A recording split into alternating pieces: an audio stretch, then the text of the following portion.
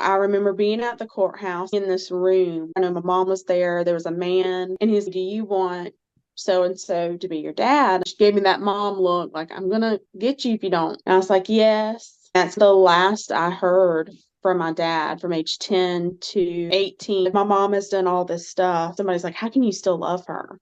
I Mm. will never not love my mom. I didn't even know my dad's real name. I have a whole side of the family that I don't even know. I'm like, who am I? I don't even know who I am. So it's been almost an identity crisis Mm. because a whole half of me was cut off.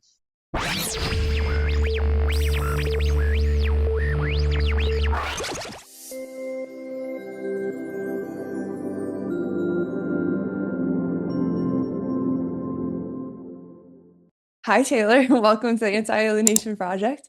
So happy to have you here and excited to hear your story. And I can get out there to maybe see if people can resonate with it too.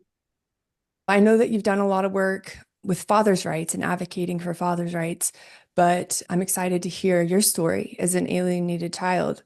So, my first question would be about your life and your relationships with your parents before the alienation, if you can recall.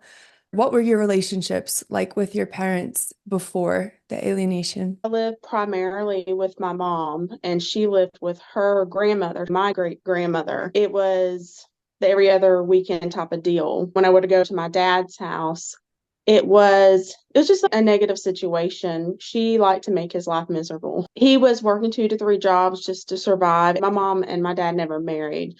Oh, okay. So by the time I have like recollection of being there, he had married my stepmom. He was having to work several jobs. Whenever I was over there, he wasn't there. I was put in the care of my stepmom.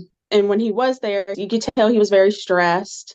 My mom always used to make holidays like a competition. And Mm. as a kid, I didn't understand why I'm getting all these little gifts from my dad, but when I get home, I have a whole living room full of Christmas gifts. So there was always, from my mom's perspective, a competition, not really with him. But I remember every time I would come home, it would be a line of questioning. Who was there? What'd you do? Not the good questions. Did you have fun? What did you and your dad do? Kind of deal. It was more of who was there. And I had asthma at the time, and she said, did anybody smoke around you? Is it fair to say then, because your parents were never married, that the alienation was always going on as far as you can remember? For me, yes. I feel like it made it easier to alienate because also we were about an hour apart. My dad was in Panama City or Lynn Haven, and my mom was in Cottondale, Florida. The distance made it easier. She had always told me that he never called, and if he did call, it was about child support. And so I did find out that he did call a lot of times, but mostly she would tell him, Taylor's not here, or Taylor doesn't want to talk, or if he could talk to me, it was for a couple minutes. Mm. So I did find out a little bit of the lies there. She would always talk negative about him too. And that was throughout my childhood about how he cheated on her or how he wanted her to abort me. She said that your dad wanted to abort you? Yes, that he didn't want me. Oh my So, God. I'm so sorry. I met my husband in 2012, so I was about 18. And I remember specifically, it was in December 2012, back into 2013. I had brought him to the house. She's only met my husband twice, and we've been together 12 years now. But the first time I brought him over for to meet the parents, it was just very weird. She was just very standoffish. She's never the guys that I liked. And after he left, she was, I don't like him. I'm like, okay, you got an opinion, sure. Why don't you like him? I looked at his Facebook, and he has a couple posts that I just don't like. Okay. He reminds me of your father. Wow. Okay. At that time, so my husband has an alienation story too.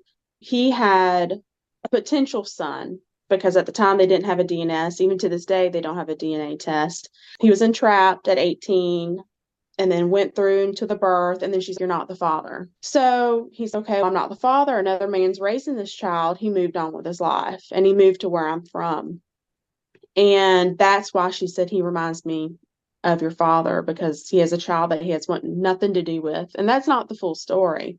She's made her mind up. I don't care. I'm following my heart. At the same time, she worked for this company that had engineers. And she's like, why don't you talk to this engineer that I work with? I'm like, he's 30 and I'm 18 or just turned 19.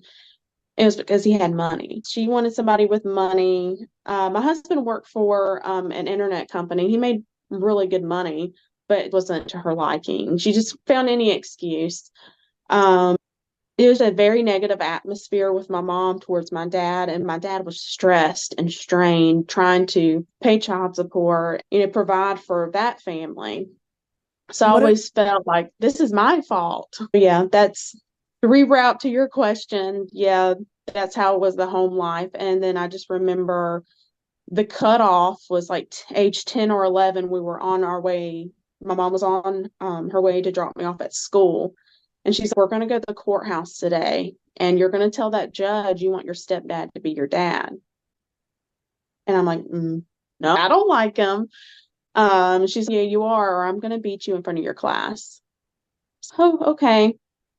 I remember crying, throwing a fit. I remember being at the courthouse in this room with this big table. I know my mom was there. There was a man, and he's, do you want so and so to be your dad? And I'm like, she gave me that mom look, like, I'm going to get you if you don't. And I was like, yes. That's the last I heard from my dad from age 10 to 18. Eventually, when I reached out, we slowly started texting each other. The light bulb moment for me, after I started messaging him, I felt like I have a heart. I'm like, he's missed almost every bit of my life, all the big milestones, me walking when I was little, everything. I said, I want to invite him to my high school graduation. And I told her, hey, I've been talking to my dad. That was a big thing. Why are you talking to him? I said, I'm going to invite him to my high school graduation. She goes, I'm not going to be caught dead in the same auditorium as him. So it's either going to be him or it's going to be me. And I'm like, do I choose my dad? Who do I know if he's telling the truth or not? But he's missed out on everything. Or do I choose my mom, who's been there the whole time? And I would hate to think that she would lie or be this evil person. She allowed me to invite my aunt, my dad's sister, and her family to it, but I couldn't invite my dad. I'm like, this kind of, I don't know, just gave me a light bulb moment. If she's this way about him, what else is she lying about? So that was the downfall. Graduated in May. I ended up leaving home twice. The first time there was a domestic violence situation with my stepdad. We weren't getting along. She had a tracker on my car. I was working my first job and we were at a friend's house. And I was like, you know what? I'm going to stay at this friend's house. He was a lawyer. And I was like, I'm going to stay here a while. Things are just way too tense at home.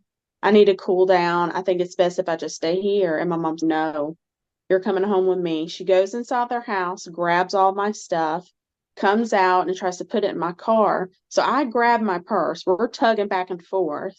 My stepdad picks me up and body slams me onto the concrete and starts dragging me by my purse. I was like all scraped up and down my leg. I was just traumatized. This wasn't the first time he had put his hands on me, but this was the first time that it was this bad. I ended up calling the police. They came and they're like, we have enough evidence to arrest both of them. What do you want us to do? And the friend that we were at, he was a lawyer. He's Taylor, you really need to think about this because this can affect them. My stepdad works for the Department of Transportation in Florida. My mom works for a very prominent company in our small town. He's like, you really need to think about it. And I was like, I just want them to leave. So they left. I stayed there about a week and then I left with a friend and stayed for about a month. And then it just wasn't a very good situation. So I had to go back home. So you didn't press And charges? no, Okay. I should have. It's a regret. I should have. The way they did me, they did my sister. And we're 11 years apart, Oh, different dads and moms. It was different, like abuse, but similar. They had all their hands on me, tracker on my car, had to put my cell phone in the kitchen. I couldn't be independent at all. Then with my sister, it was more of I could care less what you do. Oh, like neglect. Yes, and definitely emotional neglect. I figured with my mom being undiagnosed narcissist, she likes control. So with me, she was able to get my dad to sign his rights over to me. So I was hers, her possession. This is With just so relatable to me. Can we go back a little bit to when you were in the yes, sorry. courthouse?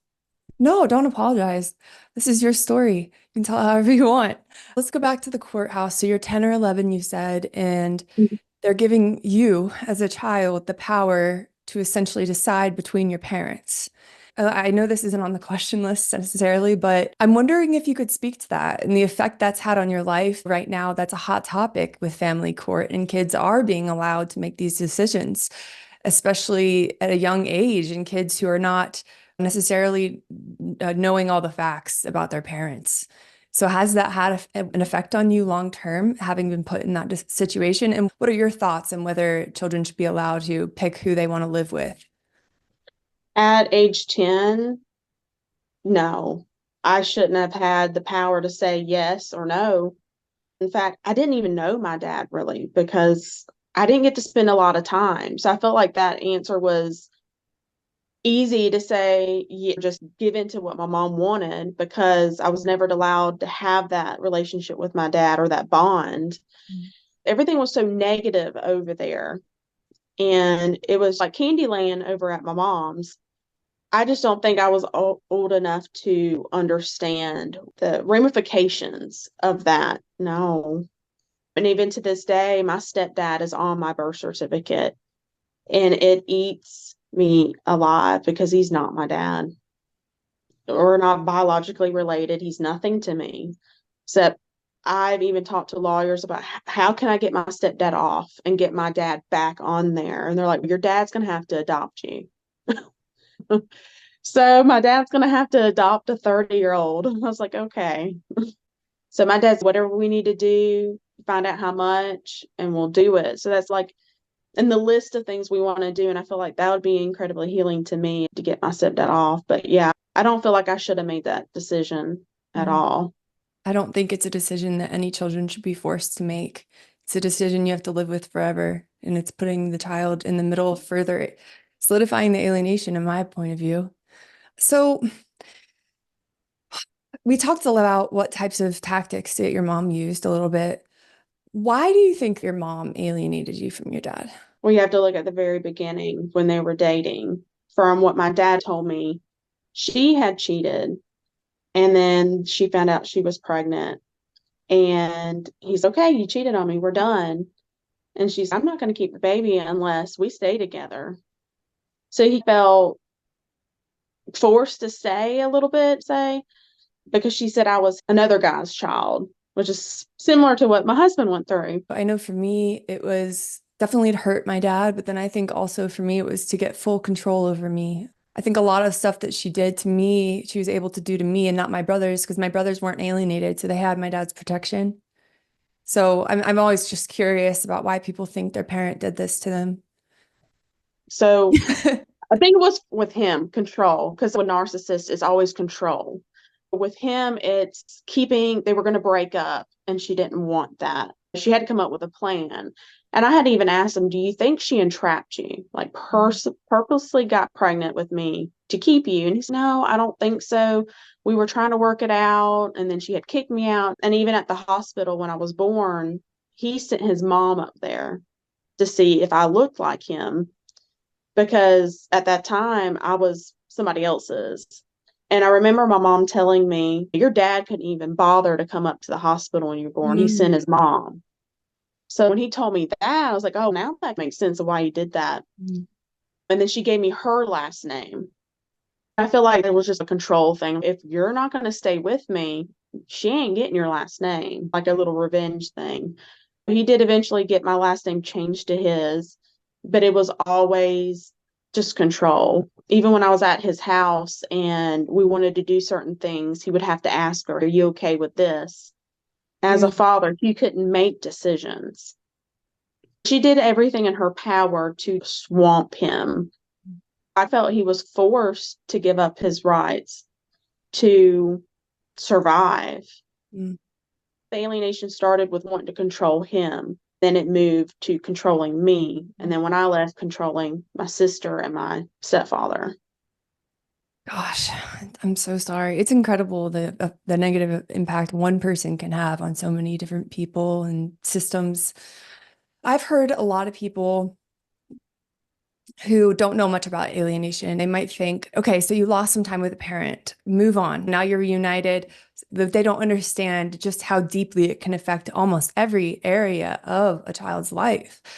Can you pinpoint anything in your life, any effects you can trace back to the alienation? What would you tell somebody to explain this is devastating abuse? I've always said that narcissism and parental alienation go hand in hand. Either one of the parents are a narcissist. So, like, it's not just emotional abuse, it's not just mental abuse, it could be physical abuse. Like, for me, being forced into a liposuction procedure because my mom didn't like the way I looked, or being forced in third grade to be put on ADD medication to the point where I was hospitalized because it was such a high dose. I couldn't swallow a pill. I still to this day have trouble swallowing pills. She ruined applesauce for me because I laugh about it, but she would take Adderall and break open the capsule and put it in applesauce or pudding for me to take it. And it was so bitter and so nasty. It would make me throw up. And she would get so upset if I wouldn't take it because that was her means of control. I don't know if you've ever been on ADD medicine or know kids that are on it. You become like a robot. You tell me what to do, sure, I'll do it. It numbs you. And the fact that you have to be seen by a psychologist while you're on it because of the suicidal thoughts and depression, just like a red flag. I started in third grade on it and ended up becoming almost dependent on it from high school to college because she made me believe I wasn't normal without it. Mm-hmm. Mm-hmm. Um, but Medical in abuse. reality, she couldn't control me Mm-hmm. without it. And I saw this in other people too. I was a pharmacy tech for a little bit, and moms would come pick up their ADD medication for their children. And their children just be running around a little bit, nothing like crazy. And they're like, we need the medicine now. I got to give it to them. They're going crazy. I can't deal with this. So it was also that she just wanted me to sit in the corner and just be there. I'm so Um, sorry, Taylor. I'm so sorry. My heart goes out to you. Really. I'm so sorry. In my opinion, it's not safe to have a relationship with a parent who has medically abused you. It's really not. no, actually, a guy that I was talking to, or a father I was talking to, it's almost a little bit like Munchausen syndrome It is. by proxy a little bit It because is. narcissistic mothers, they want to find a diagnosis they can point, like, hey, you're this way because of this kind of deal. And I've shared a video and I'm like, this hit home, definitely with the ADD and almost, it could be nowadays autism. So Yes.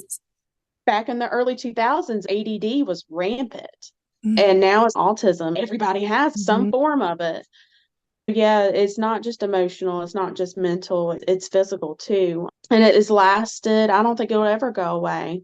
For the parental alienation part, I have a part of me that's the alienated part, and then I have a part that's the non-custodial wife. So I have two different perspectives that clash. It makes everything so difficult, so strained, Yeah. because if my dad can give up his rights to me so easily and give up that love for me, and my mom could love me this way, who's to say my husband doesn't wake up one day and be like, you know what, you're too much. Oh. Peace out is the constant fear of just the 180, Yeah. just love. I don't know, interchangeable. I don't know what the word I'm looking for is. Like, it could be gone Yeah. because love just doesn't seem real, especially when your parents were like that. It affects marriage, it affects friendships because I'm constantly trying to be me. I want me or expect me out of people. And I try to be the best friend, be there for them. If you need money, I got you. I feel like it stems from not being cared enough. So I try to do the caring now. and just work. I became like a workaholic and just gave myself to the company, wanting that love back from a company. It's almost impossible to even do. Just crazy. Yeah, everything really resonates. It seems very common. And the attachments with your parents are so messed up from this abuse that it makes it hard to accept or feel unconditional love from other people or feel deserving of that from husband or kids or anybody who gives it to us. I can relate to that for sure. My mom has done all this stuff, and somebody's like, how can you still love her? I Mm, will never not love my mom, but I will have to love her from a distance. When I was pregnant with my first, I did an induction and I ended up having a C-section, emergency C-section, and that was extremely traumatic to me. And if I, in any time in my life I ever needed my mom, it was then. One of my mom's friends came to the hospital. I'm like, I feel like I need my mom. She said, you want me to call her? And I was like, no, I can't trust her, obviously. I needed to say it. mm. She had went back and told my mom, she goes, Taylor really needed you. And she said, I wouldn't have gone. And she goes, I wouldn't invite her back in my life unless she is on my front step with kids in tow, begging for me back. So she would want me to leave my husband, bring my kids, and beg her for forgiveness and beg her for me to be back. And I was like, that's not motherly love. I could not ever do that to my kids. And I have two boys and a girl. I could never imagine saying that to my daughter, especially with her first child, a Hmm. C-section. I Mm. went in for that induction on a Friday and I ended up having him on a Sunday. So this was days Oh my gosh. of labor. So yeah. I am so And sorry. that kind of just solidified that she's never going to change. Oh, Never. And just hearing what my sister's gone through. My sister actually picked up her stuff. She's 19. She'll be 20 in September. And she left home mm. too. She lives with her boyfriend. And that's why we actually got to meet back in June. We met and had dinner together after 12 years. Gosh. Can we talk about that in a minute? I have a question about, I want to hear more about that though, about your reuniting with your sister, because that sounds like it would be, I don't even know. I want to hear all about that. It sounds like it would be a profound experience. But did you ever confront your mom about any of this? Yes, so I talked to her a couple times on the phone that just ended in just a yelling match because I would call once I left to talk to my sister Gracie, and she always supervised the call, basically restricted what we talked about. And this is before she alienated me from her. And we would talk, and I would ask questions like, well, my dad said this. Your dad's a liar. And it was just, that's not true. Taylor better than that. Why would I do that? So there was never accountability. And if there was any sort of type of accountability, is I did the best I could. I was a young mom. I was 19. I didn't know better. No Um, excuses. so yeah, basically no accountability at all. And Wow. she sends long messages a few times, and I'm just like, I don't want to talk to you. At one point I was like, I'm gonna contact the police for harassment if you don't leave me alone. But yeah, I can't just say I'm too nothing. surprised. It's been the same for me and most other people I've talked to. No accountability, no apology. It was all your decision, like putting it back on the kid. Did you and your dad have a period of no contact and then, or were you still seeing him throughout the years? And then at one point, did you contact him? Did you ever contact him to get his side of the story? So I contacted him when I was about to graduate high school, and that's when we started opening up the dialogue and I started asking questions slowly. I didn't actually get to physically see him until my wedding day when I was 21. I had always had this vision of my dad walking me down the aisle. I'm like, but that's never going to happen. He doesn't even want me. And I ended up being late to my wedding because our refrigerator broke. And so I literally get there to our wedding and grab his arm and we walk down the aisle. So that was the first time Oh my I gosh. had seen him since That's so 10. sweet. What was that like? It was a surreal like a moment. I have that picture on my Facebook. It's me holding the picture because we just had him printed out. I don't have a digital copy, but it felt unreal. Mhm. And since then, he came to my first child's baby shower. He came by the house after I had, and I went to his wedding. Actually, he invited me to his wedding. And then he's came to the house, I think, one more or so time because we're about 4 hours apart. Okay. And I call him every once in a while. If, my husband's made me mad, I'll call him.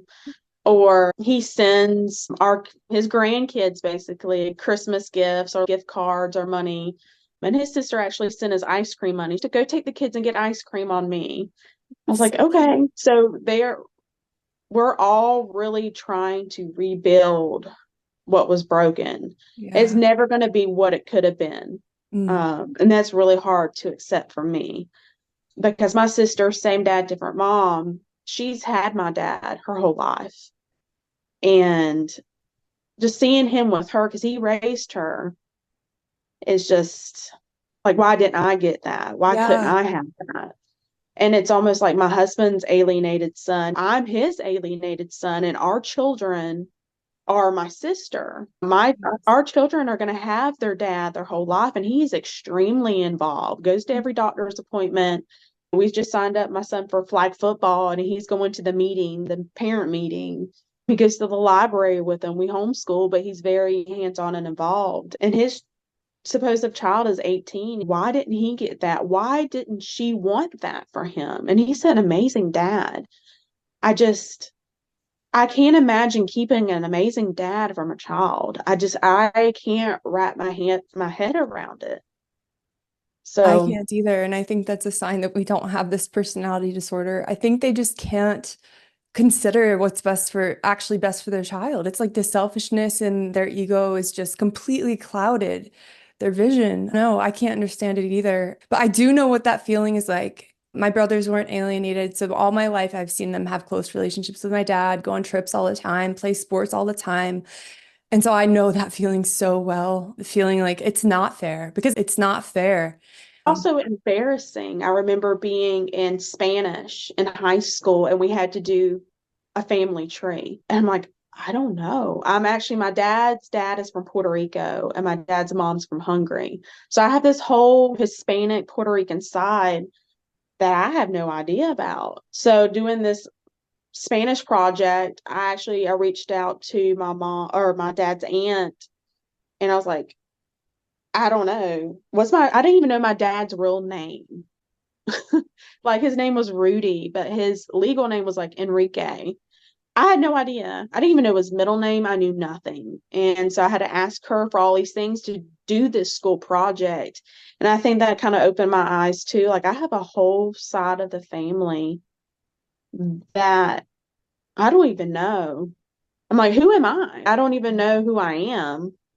So it's been almost an identity crisis Mm. because a whole half of me was cut off. Not only that, we're made to believe that half of us is bad and half of us, because we know we come from both of our parents as kids. Gosh, that's it. Nobody really considers the effect it has on the identity of the child, but it does have profound effects on the identity of the child. What was, if you don't mind, I'm curious more to hear more about your reuniting with your dad. How many years has it been now, and what has that process been like for you? I don't hear So many people talk about this. it's really hard because we are like 4 hours apart or almost 4 hours apart. But the first meeting was my wedding day. And we got all done for the wedding activities and we settled down. We talked a little bit. And then he had to, leave to go home. We've talked on the phone a little bit. And then during big life moments, he's tried to be present for. And then during the holidays, especially Christmas, because my birthday's in December, the 29th. So it's right there at Christmas. He would send a gift for my birthday, Christmas, my kids' Christmas. And then my oldest is January birthday, my daughter's April, and my other son is May. So he would send a gift to like all filter out through the year. I'm like, you don't have to do this. And I guess he feels like obligated to because he missed out on so much. And this is what he can do to let me know that he's here. And he's always had an open dialogue. He can ask me anything. I'm not going to get mad. And I've never felt like he's lied. What do I have to lose? I've already lost all this time. Like, why would I lie? Um, Has it been so he, difficult to learn? Sorry for interrupting. How have you been able to dis detangle the lies from the truth or get to know who he actually is? it's, I wouldn't even say that I have because I'm having to go based on heart. I'm having to trust him. And that's something that I tell fathers that I talk to every day. I said, Mm. journal the process, journal your thoughts, put court dates, the outcome of the court dates, what it was for, your attempted calls, the date, time, what the outcome of the call was, what was the excuse. Document everything that you can. So when you get to that point of trying to come back together, you're like, here's this. And this Mm. can help decipher the lies, basically. And I didn't really have that. So I had to just go based on just my heart. And I just felt like he has no reason to lie. Just the things that he would say, my mom would have said or did say, but just with a twist to Mm. go in her favor. So that's how I've deciphered it a little bit. But I feel like it would have been a lot easier if he had documented everything Yeah, and been just like, here evidence. you go. Yeah, that evidence. Yeah, that's so important. I love that you encourage dads. I guess there are some alienated moms too to do that because it would have been just instant evidence to But me. also, I know for men at least, it's hard to get those feelings out verbally. And Mm. it may be easier for them to put it on paper because if I didn't have this perspective of being a non-custodial wife, seeing what my husband went through, I don't think I would, without that evidence, have that understanding of what it's like to actually go through it from that perspective, from a father's perspective. Mhm. So it would have been a lot harder for me to decipher too. You had to work three jobs, or it was so easy for you to give up your rights, or just the little things like that. And I know it's not easy, but that would have helped me process it a little bit better. I bet, and correct me if I'm wrong, but it seems like maybe that would also give you more empathy for his son or his child who's been alienated because you've been through that. Yeah, that dual perspective is must be so difficult and triggering, It's honestly. very conflicting because I feel one way, but I know and understand another. Mm. Also, I felt like the journal thing would also show that because my mom always implemented, he didn't try. He didn't fight for you. He didn't try. My dad spent thousands of dollars in attorneys to where he would do a little bit and then have to work a whole bunch to pay it off, and then do a little bit more and then work a whole bunch to pay it off more. So that journaling kind of thing and the documentation would prove like he did fight. He Mm. did try. It's just he had all odds against him.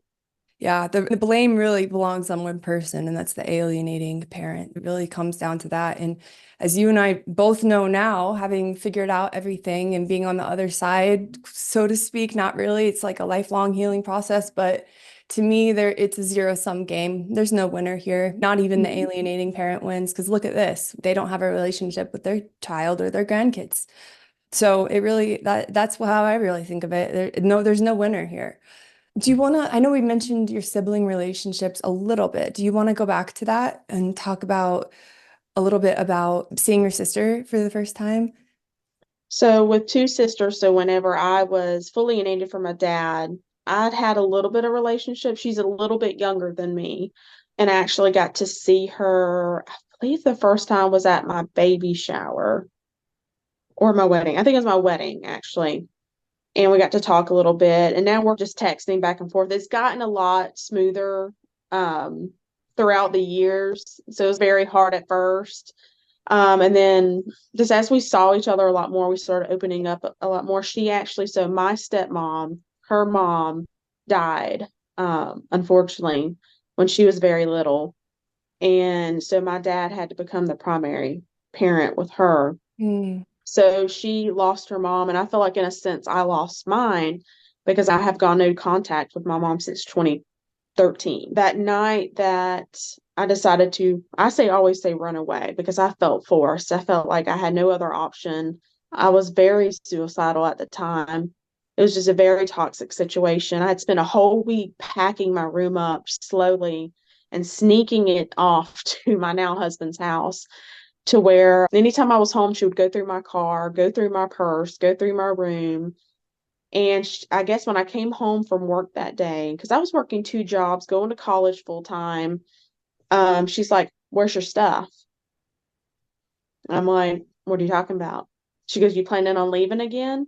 I said, "If I got to," because I was 19 with all these things, and she gave me an 8 o'clock curfew because I had not gotten home on time or something like that. I remember one time before I tried to cut off the tracker on the car. I would have done the same thing. Yeah. I even tried to take it to an auto shop. They're like, "Hey, I think there's a tracker on my car. Can you cut it off?" And they're like, "Is this your car?" Which is another thing, control thing. My mom would never sign the car over to me. It was Mm, always in her name. And it was always, if you get your AA degree, I'll sign it over to you. If you get your bachelor's, I'll sign it over to you. It was always something. mm, So that's another way. That's only my way of transportation. But they're like, "No, we can't touch it. It's not in your name." I should have said a crazy boyfriend put a tracker on my car or yeah. something. I didn't think about it until now. But that night, we had gotten an argument, and she said, "Are you going to leave again?" I'm like, "I feel like I have to." So I call my then boyfriend, and he's, "Is this, you really need to do this, or do you think you can wait it out a little bit?" Because my plan was to get a girl roommate. I was saving up money to get a girl roommate. I actually had one. We were just looking for a place. And my mom's, "You're not taking your bedroom furniture if you leave. You're not taking your clothes. You're not taking your clothes hangers. You're not taking anything." So I was like, barely, I was stripped to nothing, even just like with a girl roommate. I was like, I feel like I have no other choice. So he comes over with a friend with his truck at 2 o'clock in the morning, and we lived on 3 acres. She wouldn't let him pull onto the property so I could load my stuff up. I had to walk all the way out of the little gated, our whole yard was gated out into the dirt road and pack my stuff. And she wouldn't even let him on the Mm, property, nothing.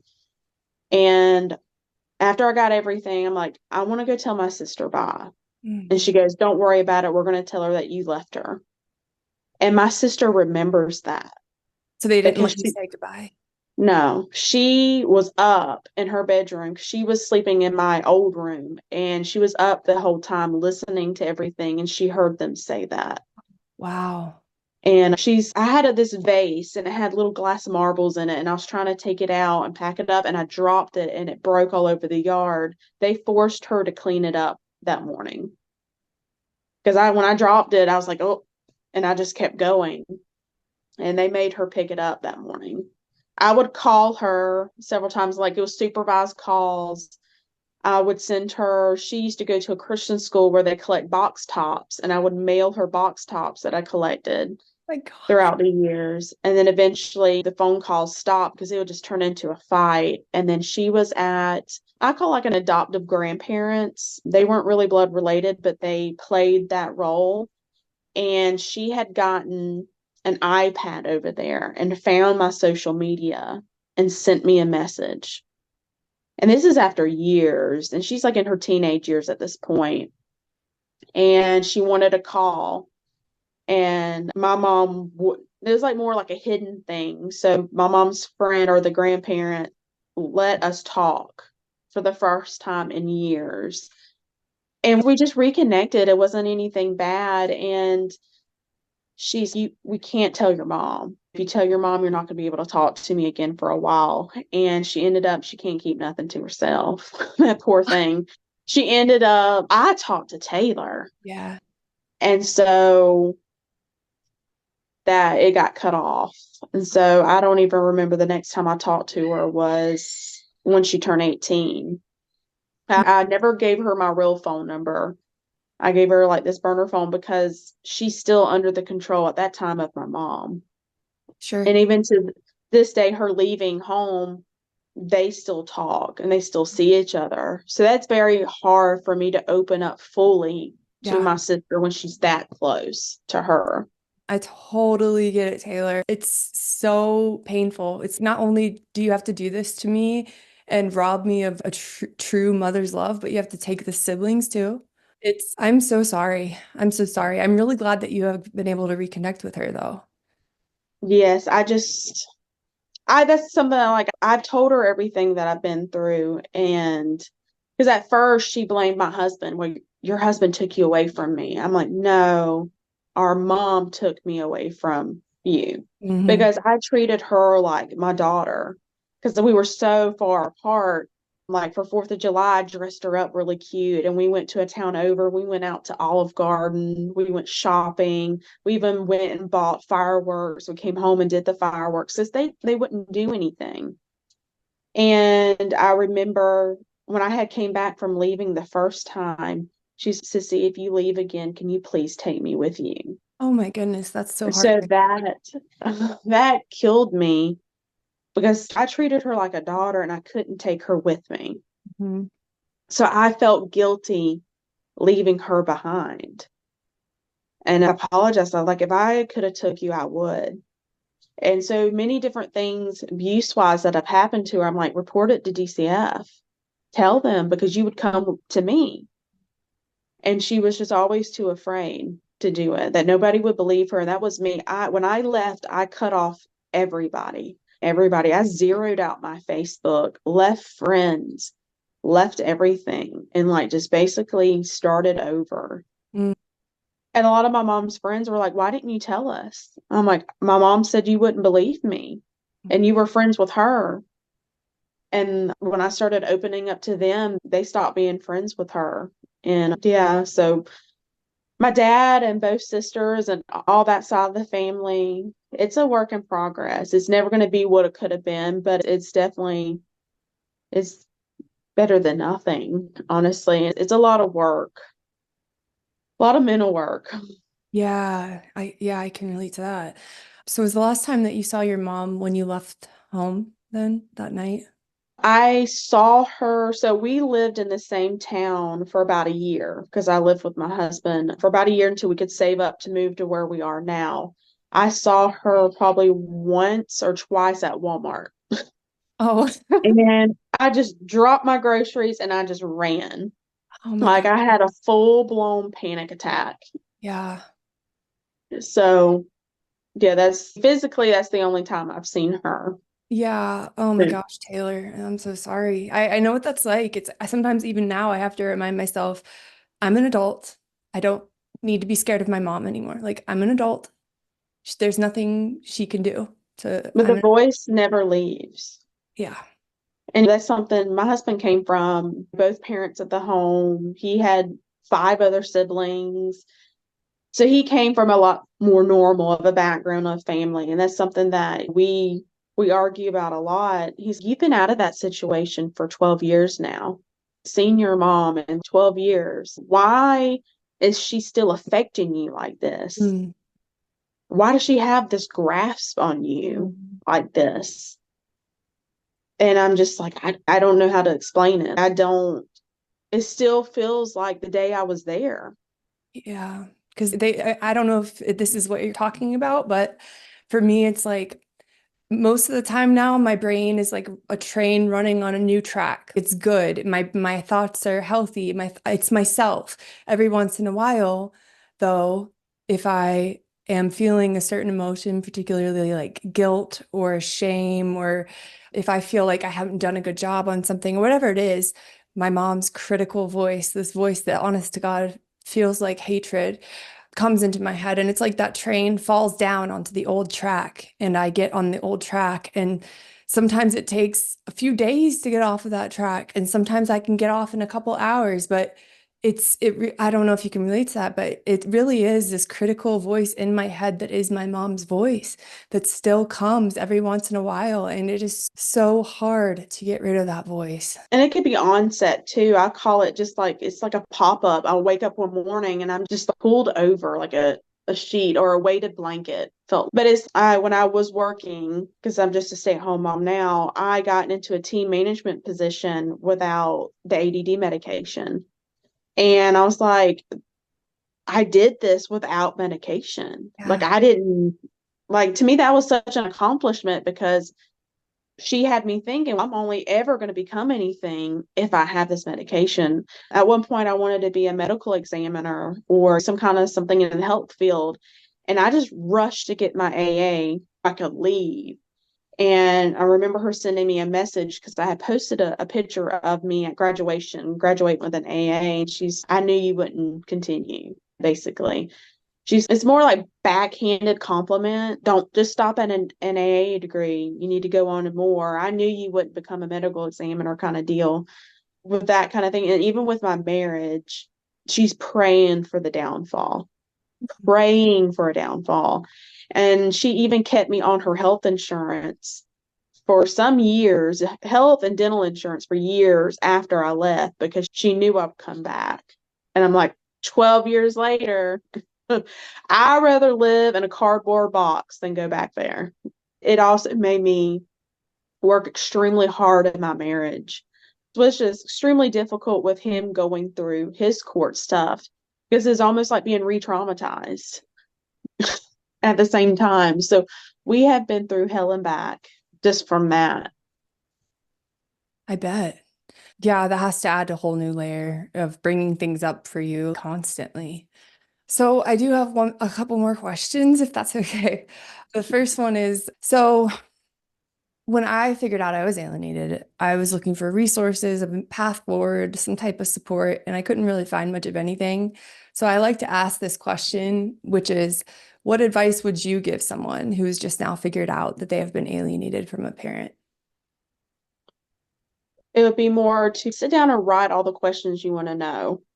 And they won't all come at once. They'll come just drastically, even throughout the years. I've asked different questions because what I remember and what actually happened may vary. Because also my mind has blocked a lot of the traumatic things. That's what our mind does to protect ourselves. So definitely do that. Seek therapy. Definitely that's something that I haven't done. My therapy has been more of so helping others in the same situation. So helping others, journaling, I found things when I'm left to my own thoughts, that's when it gets bad for me. So going to the gym, I picked up reading, gardening. I'm just like an old soul now, got a sourdough starter. We're very Um, similar. All of these things are things that I love to do too.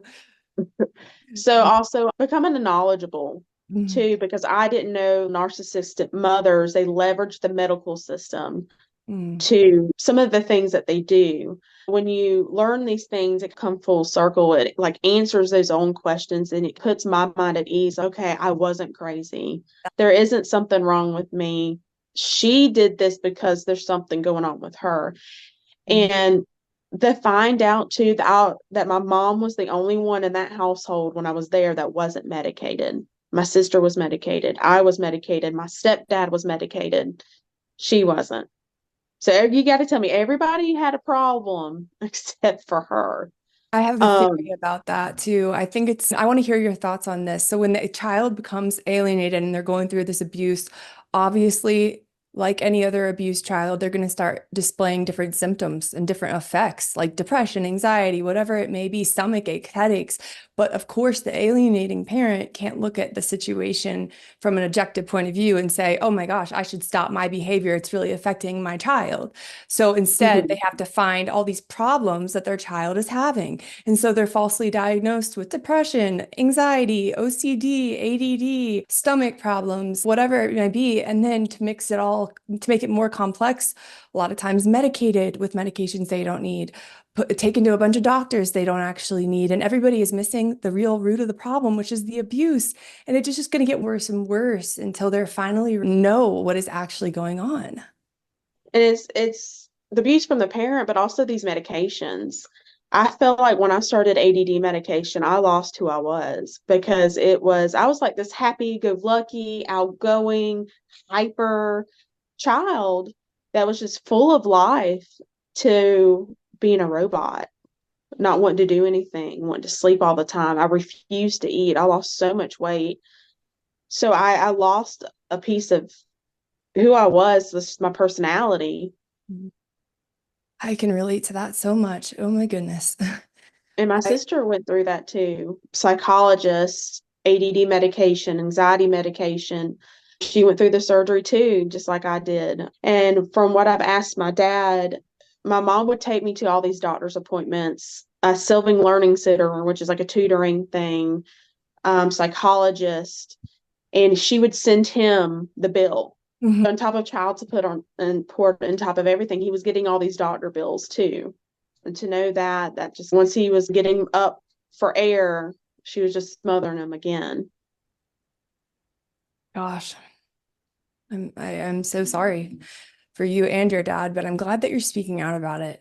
These are really hard things to talk about. Nobody wants to put their parent in a negative light. And when I started talking about it the other week, I wanted to take all my videos down and almost did. I still feel guilty sometimes, but that I think that is part of the reason why people aren't talking about it from the child's point of view. And it's really They're important to. scared. Yeah. Scared they're not going to be believed, or even with a lot of fathers, they're like, my story is so crazy, you're not going to believe it. I'm like, try me.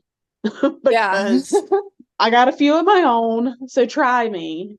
Yeah, I wish I would have spoke out more, but I feel like I'm doing that now. I'm ready to expose it all Mhm. and not go back, because not only am I fighting for my former alienated self, I'm fighting for my husband's son. I'm fighting for my husband, all these fathers that I'm helping. I'm fighting for my son's future, because this is just happening way too much with no repercussions. And we're the ones living with it for the rest of our lives. I don't think this is ever going to go away. It's not Mm-mm. just something you can just suck up and get over. Most of the people that I've talked to, including myself, have been diagnosed with some type of CPTSD. It really is damaging. I know that you've spoken out about fathers' rights. Have you received any backlash along the way? And what has that been like?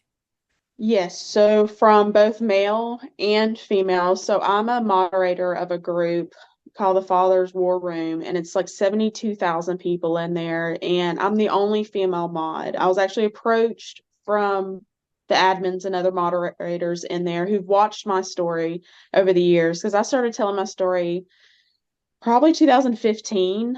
Whenever this happened to my husband, I started opening it up about everything else, and they don't trust women at all. I don't Mm. blame them, but I'm like, just go to my page, look at my pin post, all my stories, all the pictures, everything. And they're just like, you're just out here for clout, whatever that means. I had to look it up.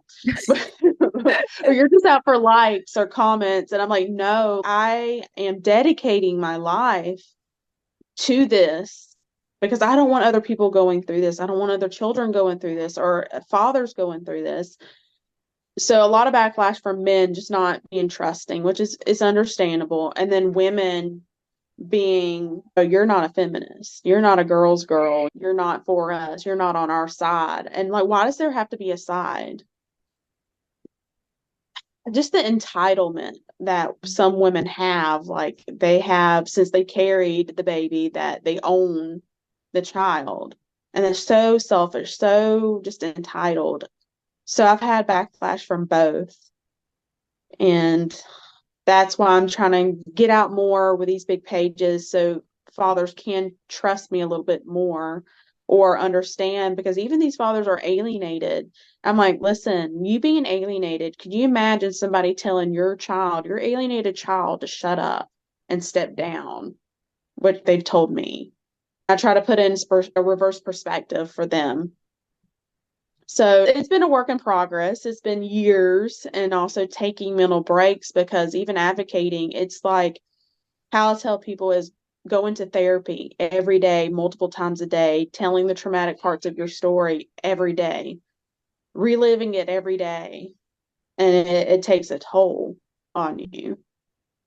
And also, when you have all these people reaching out to you, wanting to tell their stories and their traumas and what they're going through, and you're trying to help. And I'm not a lawyer. I'm not knowledgeable about the laws or anything. So it's very minimal what I can do right now. So that's what I'm trying to do now, is put my boots on the ground, figure out what I to actually make a change, make them listen, and hopefully make some change somehow. I love that you're doing this, and I'm really glad that we've connected. If is there anything else you want to say about parental alienation or your experience, or maybe the most important thing that you want people to know about this form of severe psychological abuse? It's for the parents to not give up. Like with my husband, he didn't try to fight it. He's, you know what, I'm just going to pay what I need to pay. When the child's 18, I'll reach out. Just try. Don't give up. Just, and also for me, I believe no child should have to reach out to a parent. The parent should have to reach out to the child. And I know that's depending on the situation, how far brainwashed they are, that it might not be instant. They're running into your arms again. It might take years. It may take time. There's still, I've been talking to my dad since 18 and I'm 30 now, and there's still questions I'm asking. I'm a little hostile with a little bit of stuff. It's slow, Hmm. but it's still there. So to never give up, to keep trying, gain as much knowledge as you can around everything family law to parental alienation, narcissistic behaviors, and have somebody support in your corner. I think that's a big part of a lot of these fathers. They're like, if it wasn't for you, I would have gave up a long time ago. You give me hope that I may have a relationship with my child again. So having the knowledge, having that support, I think is very important in this process. Crucial. Thank you for saying that. It's crucial and crucial to remember. So, Taylor, how can people follow you, support you in your work? Where should I point people on social media? All I really do is post on Facebook, the Taylor Ray Jones. I post bits and pieces of my story, bits and pieces of my husband's story, bits and pieces of other fathers' story, surprising facts that I found. One being that rape victims, like boy rape victims, have to pay their child support to their rapist. I found out in some states. Wild things that I found, I'm trying to share to get out there because that's crazy. Just giving a follow or sharing my pin post is about my story, getting it out there because I feel like the more people know what's going on or what's taking place, the more we can expose. And maybe that will build up other people's courage to get their story out there. Um, It definitely so does. Every time I post an interview with somebody, I get a bunch more emails of people wanting to be interviewed. It definitely inspires other people to speak out. So I hope we can collaborate more in the future and work together because Rome isn't built in a day. There's like only a little impact one I can have on all of this. But I think if the right people come together, we'll definitely have more effective change. and just to people to know that this isn't just a state problem. Like I'm in Florida, this is not just a Florida problem. This is not just a United States problem. This is a worldwide problem. Australia, Canada, everywhere has this issue, and a lot of people are suffering. So definitely need to get it Absolutely. out there. Absolutely. And I don't think it's something we can get rid of completely. I think as long as personality disorders exist, probably parental alienation will exist, this type of abuse. But I think that different things can be changed in different systems, like educational system, legal system, mental health system that will, Education. yeah, that can help make people aware. Because if they don't even this can happen, how are they supposed to see the signs? Thank you so much for being here today, Taylor, and sharing your story. It's not easy. You're so brave and courageous, and I just really am glad to have met you, hear your story. Thank you. I'm saying glad I was able to share it. Yeah.